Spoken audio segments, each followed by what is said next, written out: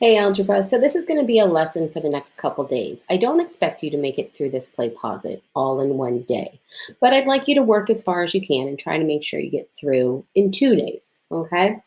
So we are going to do a little research and discovery using exponential functions and figuring out how much money should Dr. Evil demand. So here we go, the situation. Here's the plan. We get the warhead and we hold the world ransom for $1 million.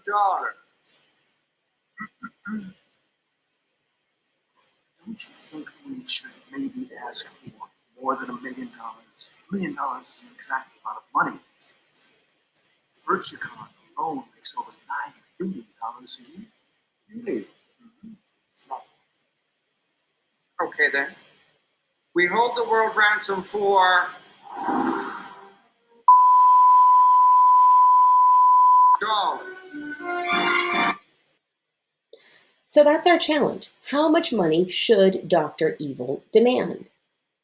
Now, you need to consider this. For those of you that are not familiar with Austin Power movies, Dr. Evil is an internationally known criminal genius. He was cryogenically frozen in 1967 and he reawakened in 1997, 30 years later.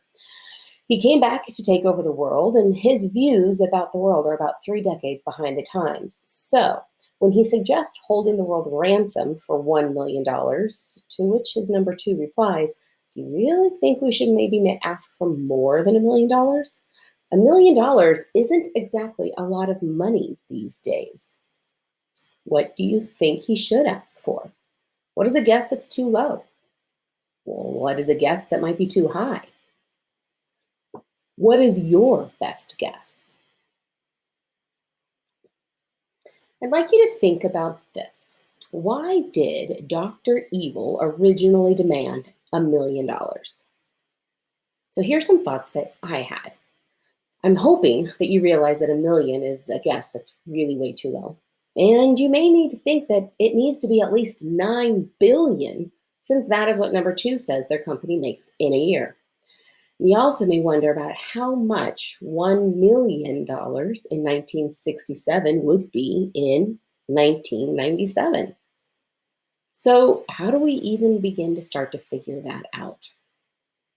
Okay, so here is a chart, and it shows the average annual inflation by decade for both the United States and the United Kingdom.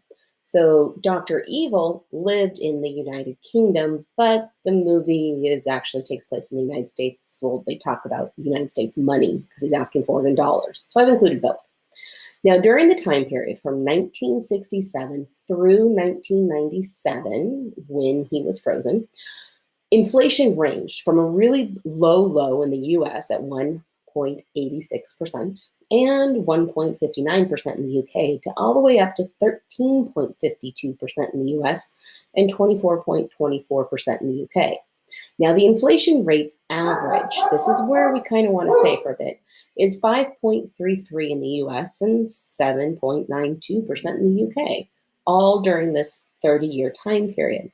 Now, obviously, we're going to be making some assumptions here about which inflation rate best represents what Dr. Evil would have experienced, and this is something worth discussing if we were actually in class.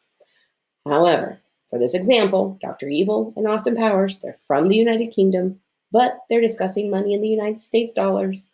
I'm going to let you choose a little bit later which inflation rate you want to use. That's why I'm providing it in both. All right.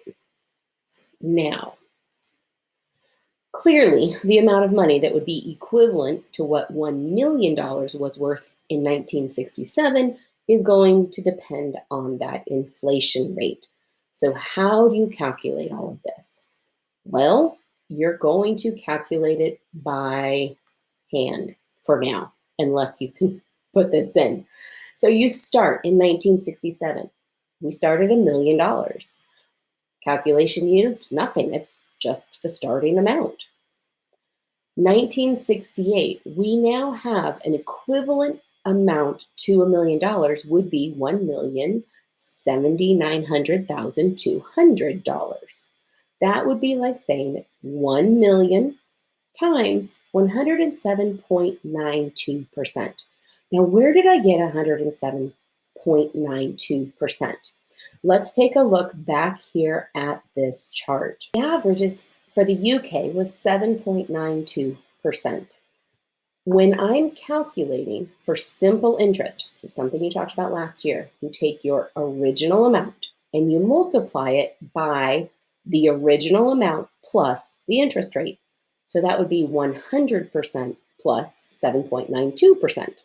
That gives you 107.92%. Hopefully you get that. If not, stop it, rewind, and listen to that again.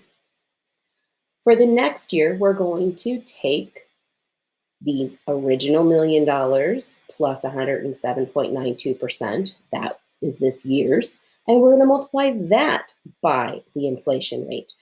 And that's going to give us our answer of $1,164,672.64. And then we're going to do it again. We have year one's inflation rate. This shows year two's inflation rate. And then we have a third one. This is our third time doing this because we have inflated for 3 years. And we would just continue this all the way down, adding in or multiplying by 107.92% to the total for the previous year. So clearly, I've done that one. So your task for today, you're going to click this link in the sheets, and there is a link. It's actually in your assignments, and it's for a document that I've started for you, that same sheets. You're going to need to make a copy of it into your drive because I do not need a copy of it. You do not need to share it with me. And you're going to use that sheet, it's this one right here. And you're going to use that to write out the calculations used and the equivalent amount per year to find out what was the equivalent amount of $1 million in 1967. What is the equivalent going to be in 1997? It's going to take some time, so that's for all I expect you to do today.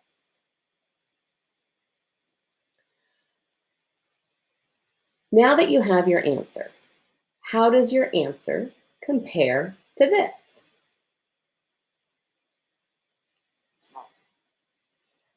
Okay then. We hold the world ransom for $100 billion.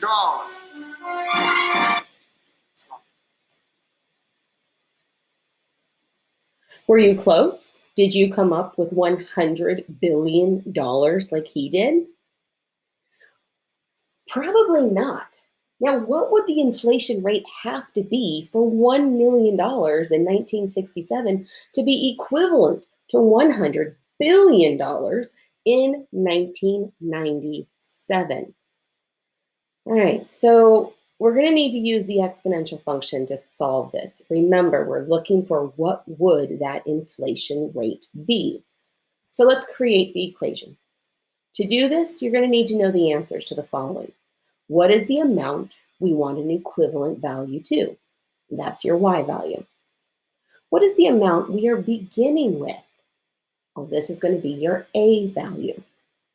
What is that growth factor that we're using? What is that interest? This is your b value.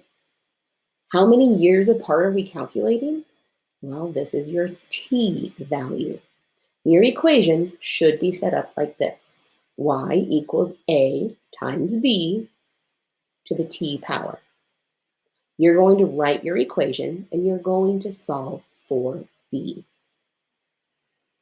Okay, so your answer should look like this with your formula. $100 billion is equal to $1 million times b, because we don't know the interest rate yet, to the 30th power, because we are looking at 30 years between 1967 and 1997.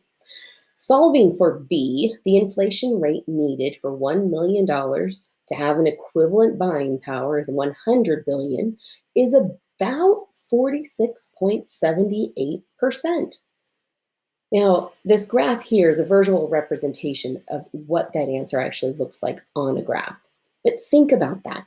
46.78% every year inflation rate would be skyrocketing. Is that even possible? Would we ever see that? I don't think we would.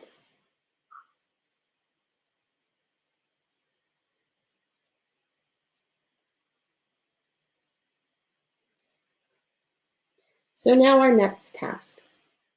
When would demanding $100 billion be equivalent to demanding $1 million in 1967? Because obviously an inflation rate of 46% is not going to work. So now, instead of having a fixed amount of time, that 30 years, and figuring out what the inflation rate would have to be, you now have a fixed inflation rate. And you have to figure out how many years at that rate it would take. So remember that inflation chart from the beginning? Well, I'm going to put 3 of them here, and you can decide which inflation rate you want to use. You can choose 7.92%. That was the average UK inflation during that time period. You can choose 5.33%. That's the average US inflation point for those 30 years. Or you can use the highest UK inflation rate, which is 24.24%. I'm going to let you choose on whichever one you want to do. So first, let's set up your equation. What is the amount we want an equivalent value to be? That's going to be your y again. What is the amount that we're beginning with? This is going to be your a. You need to add your inflation rate to your original amount. This is your b. Remember back when you were writing out that equation with the percentage 107.47? You might want something that looks a lot like that. For how many years are we compounding for? How many years will it take? That's going to be your t. So your equation should be set up like this. Y equals a times b to the t power. You're going to write your equation, and you will then solve for t.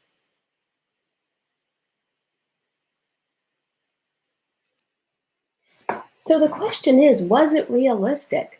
Remember, it's been 30 years, and the highest percentage of inflation for the UK was 7.92.